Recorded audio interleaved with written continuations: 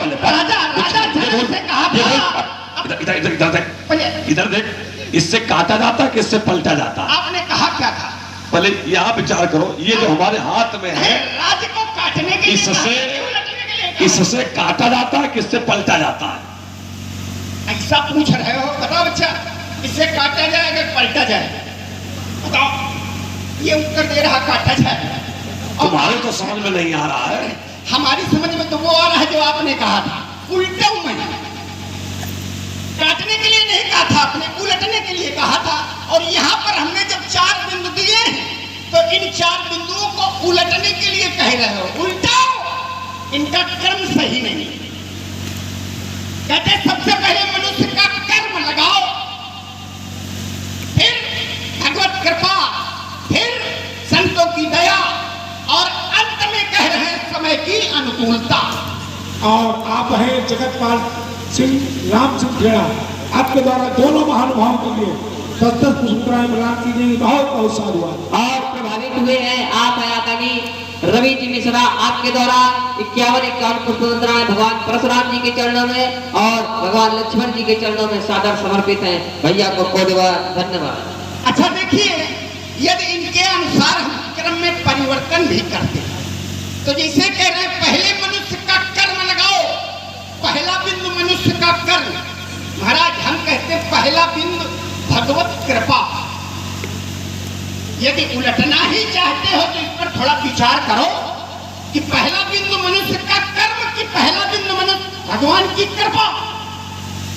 जब तक भगवत कृपा नहीं होगी तब तक मनुष्य कर्म नहीं कर सकता। यदि भगवान की प्रेरणा नहीं है तो वो व्यक्ति कार्य नहीं कर सकता है। और यदि उलटना ही चाहते हो तो प्रथम बिंदु भगवत कृपा का रखो। हाँ, पहले कृपा या पहले कर्म। आप आ गए पप्पू राम जी शुक्ला, आपके द्वारा दोनों महानुभावों के लिए 25-25 पुष्पराएं प्रदान की गई। बहुत बहुत साधुवाद। राजकुमार लक्ष्मण कह रहा है कि अगर पलटना चाहते तो पहले कृपा को रखो, बाद में कर्म। बोले भगवान की कृपा नहीं है तो कर्म नहीं कर पाओगे। अच्छा एक बात बताओ, भगवान की कृपा तो सबके लिए बराबर है, भगवान की कृपा तो सबके लिए बराबर है।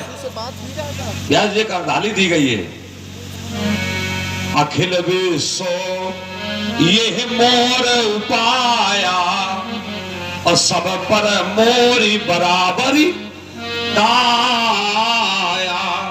भगवान कहते हैं हम तो सब पर बराबर दया कर रहे हैं। सूर्य का प्रकाश ऐसा नहीं कि निर्धन व्यक्ति को कम मिले, धनवान व्यक्ति को ज्यादा मिले। वायु चलती है तो ऐसा नहीं कि किसी व्यक्ति को कम मिले, किसी को ज्यादा मिले। जल की जो उपलब्धि है हर एक व्यक्ति के लिए बराबर है। तो भगवान की दया तो सबके लिए बराबर है।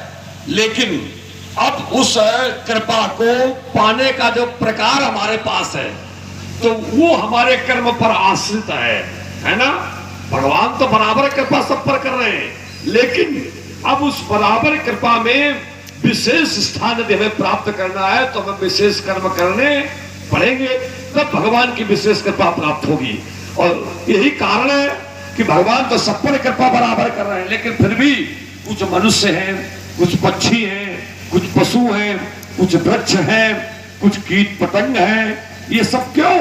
क्योंकि सबके कर्मों में अंतर है। जिसके कर्म अच्छे हैं मनुष्य है, जिसके कर्म उससे अनुचित हैं वो वृक्ष है, उससे अनुचित कर्म है तो पशु पक्षी है, उससे अनुचित कर्म है कीट पतंगे इत्यादि है। तो ये सब भगवान की कृपा सबके लिए बराबर है। लेकिन जीव के कर्म जिस प्रकार के हैं उस प्रकार से उस व्यक्ति को स्थान प्राप्त है। तो ये मत कहो कि भगवान की कृपा को पहले जोड़ो, पहले अपने कर्म को जोड़ो, उसके बाद भगवान की कृपा तो स्वयं होगी। और यदि कर्म ही अच्छे नहीं है, कर्म ही अच्छे नहीं है तो कृपा कहां से होगी भगवान की? है कर्म अच्छे करो। कैसे? मैं अवधानी देता हूं। मन क्रम वचन छारी चतुराई, मन क्रम वचन छारी चतुराई, और भजत कृपा करी है रघुराई। तो भजत कृपा, कृपा बाद में, पहले भजन। पहले भजन बाद में कृपा, पहले कर्म बाद में कृपा। यही मैं कह रहा हूं कि तुम्हारे बिंदु ठीक है लेकिन स्थान ठीक नहीं लगा पाए हो, स्थान में परिवर्तन करो। ये मैं तुम्हें परामर्श दे रहा हूं। और तुम सोच रहे हो बहुत अच्छा बोल रहे हैं, तुम अच्छा कुछ नहीं बोल रहे हो। तुम्हारी उत्तर पुस्तिका मूल्यांकन करने के लिए हमें दी जाए तो फाड़ के फेंक दे, अंक देने के तो बात छोड़ो, हम फाड़ के फेंक दे, आग लगा दे तुम्हारी उत्तर पुस्तिका में, आग लगा दे, ऐसी तुम्हारी उत्तर पुस्तिका है। इसलिए राजकुमार लक्ष्मण ये ठीक नहीं। दूसरे बिंदु का संक्षिप्त उत्तर और उससे प्रकाश डालो। जैसे व्यास की उत्तर पुस्तिका मिली तो उत्तर पुस्तिका का मूल्यांकन हम करते हैं, हो सकता है ये भी करते हो। अच्छा, थोड़ी देर के लिए हम मान लें कि महात्मा श्री परशुराम जी को एक उत्तर पुस्तिका मिली, तुम एक काम करो, इसका मूल्यांकन करो। तो मूल्यांकन करने में एक होता है पूर्णांक, एक होता है। जब मूल्य है ही नहीं तो उसका अंक क्या करना है, जब कोई मूल्य नहीं है। पूर्णांक प्राप्तांक। देखो सुनो, अब यहाँ पूर्णांक और प्राप्तांक का, पूर्णांक क्या है देखो, और प्राप्तांक क्या है, इसका हम पूर्णांक है फरसा। अच्छा, अब प्राप्तांक जितना पड़ जाए तुम्हारे ऊपर। पूर्णांक है फरसा, अब प्राप्तांक जितना प्राप्त कर ले आवांगे बल्कि उतना प्राप्तांक। सीधा उत्तर तुम्हारी बात का, और इससे अच्छा कोई उत्तर होगा भी नहीं। क्यों व्यास जी? अब ये बालक कह रहा है, बोले अगर इस धनुष का परीक्षण नहीं हुआ है तो धनुष मिथिला में कैसे आया है?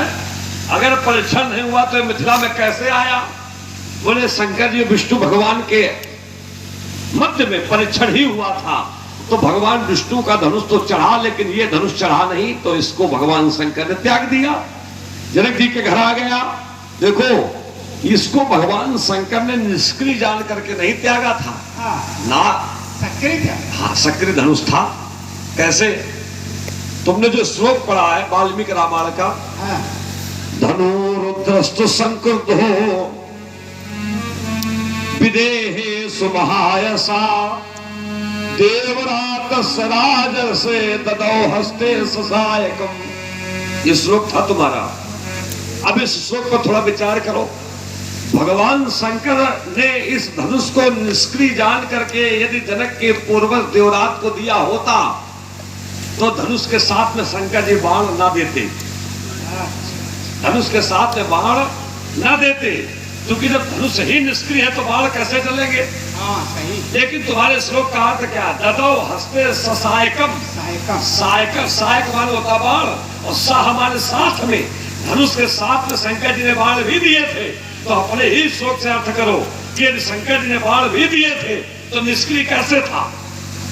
और आप हैं गौरव यादव, आपके द्वारा 50 कुशमुद्राएं दोनों महानुभावों के लिए प्रदान की गई। बहुत साधुवाद। तुम्हारे ही बिंदु से हमने उत्तर निकाल लिया, हमें इधर उधर ढूंढना भी ना पड़ा। अगर धनुष निष्क्रिय था तो शंकर जी ने बाण क्यों दिए, और यदि बाण दिए तो धनुष निष्क्रिय कैसे? तुम्हारे लिए छोड़ रहे हैं। पहले हम इसी बिंदु को निपटा दें। निपटाओ ना, उत्तर दो। निपटाना बात अलग होती है। हमने निपटा दिया। बोले हमने एक बिंदु रखा था कि महाराज पूर्णांक और प्राप्तांक का निर्धारण करो, तो महाराज ने इसको बिल्कुल ऐसे उड़ा दिया। बोले पूर्णांक है हमारा ये फरसा, और प्राप्तांक कितने प्राप्त कर लो। देखना, विचार करना। अब यहाँ पर हम बहुत एक जिसे बारीक महीन बात कहते हैं। महाराज पूर्णांक स्थिर रहता है, पूर्णांक स्थिर रहता है, न वो घटता है, न बढ़ता है, न चलायमान है। तो फिर ये फरसा पूर्णांक कैसे हो सकता है? ये तो चलायमान है, तो ये पूर्णांक हो नहीं सकता। और फिर प्राप्तांक की आप बात करते हो, तो जब ये चलेगा नहीं तो फिर प्राप्त क्या होगा? कुछ नहीं होगा। तो ये पूर्णांक और प्राप्तांक नहीं हो सकता। अब मुख्य बिंदु हमारा ये बना, आपने जो दिया कि इसका उत्तर हम दें, बोले तुम्हारे लिए हम छोड़ रहे हैं। और क्या छोड़ा? हमने एक श्लोक पढ़ा था, धनु रुद्र सुसंक्रुद्धो विदेहे महायसा देवरात से राजर्षो ददौ हस्तौ सहायकम। भगवान भोलेनाथ ने क्रोधित होकर के राजा देवराज को ये धनुष दे दिया था। ये बहुत चतुर हैं। हाँ, शब्द पकड़ने में, शब्द पकड़ना ही तो खेल है, शब्दों की ही लड़ाई। तो बोले लक्ष्मण, इस श्लोक में एक शब्द आया है, ततो हस्तौ सायकम। बोले सा माने साथ में, सायक माने बाण। इस धनुष के साथ में बाण क्यों दिए गए? खेलने के लिए दिए गए। वैसे इनके अनुसार सिद्ध क्या करना चाहते हैं? ये सिद्ध करना चाहते हैं कि ये धनुष निष्क्रिय नहीं है, सक्रिय है। तो ये कहलाना चाहते हैं कि इस धनुष के माध्यम से इन बाणों का प्रयोग किया जाएगा। क्योंकि धनुष के साथ बाण दिए गए हैं, तो बाण क्या किए जाएंगे? बाण क्यों दिए गए? तो इनका अभिप्राय है कि इस धनुष के माध्यम से बाणों का प्रयोग किया जाएगा। लेकिन महाराज थोड़ा सा सोचो, इन बाणों का प्रयोग कब किया जाएगा, कैसे किया जाएगा? तो उत्तर मिलता है कि धनुष पर बाण चढ़ाए जाएंगे तब प्रयोग किया जाएगा। धनुष पर बाण चढ़ाए जाएंगे, लेकिन ये धनुष यहां आया कैसे? ये हमने पहले बताया। साधारण व्यक्ति धनुष को चढ़ा सकता है, इन बाणों का प्रयोग इसके माध्यम से क्या वो कर सकता है?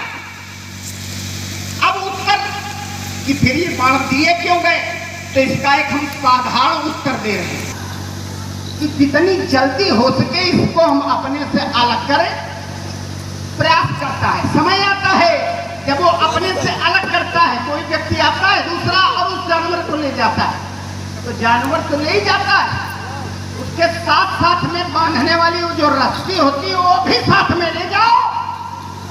वैसे ही क्योंकि उससे इतना पीड़ित रहता है ना उस जानवर से, तो इसको तो ले जाओ, ये रस्सी भी ले जाओ। वैसे भगवान शंकर ने किया। जब ये धनुष चढ़ाया और नहीं चढ़ा तो भगवान शंकर इतना क्रोधित थे कि धनुष तो देवराज को दिया और वहीं बाण रखे थे तो उठाया, ले जाओ, हटाओ, ऐसे दिया गया है। तो कह रहे ना, इन बाणों का प्रयोग करने के लिए दिया गया है। बाण ले जाओ, इस धनुष पर चढ़ाओ, प्रयोग करो। भगवान शंकर चढ़ा नहीं पा रहे हैं और साधारण आदमी से चढ़ा देगा। लाओ कोई बढ़िया नवनीत निकल। देखो, भगवान शंकर इसको चढ़ा नहीं पा रहे हैं, ये तुम्हारी भूल है। तुमने कहा शंकर जी ने इसको चढ़ाया, ये चढ़ा नहीं, ये नहीं है, ये तुम्हें गलत बताया है किसी ने। भगवान शंकर ने जब इस धनुष को अपने हाथ में लिया तो भगवान विष्णु ने क्या किया? व्यास जी इसके लिए इसको दूसरा श्लोक वाल्मीकि रामायण का पढ़ के मैं बताता हूं, सुनो। तदा तो जम्भितम सैवम धनुर्भीम पराक्रमम हुंकारेण महादेवा स्तंभितो अथ त्रिलोचना। इसका अर्थ यह है कि भगवान विष्णु ने एक हुंकार का उपयोग किया। उस हुंकार से महादेव जी स्तंभित हो गए। अब एक बात बताओ, अगर कोई व्यक्ति स्तंभित हो जाए, उसके हाथ में अस्त्र शस्त्र हो, व्यक्ति चलाने वाला ही स्तंभित हो जाए, तो क्या अस्त्र शस्त्र को मान लेना चाहिए कि अस्त्र शस्त्र निष्क्रिय हो गया? चलाने वाला व्यक्ति ही यदि स्तंभित हो जाए तो अस्त्र शस्त्रों को निष्क्रिय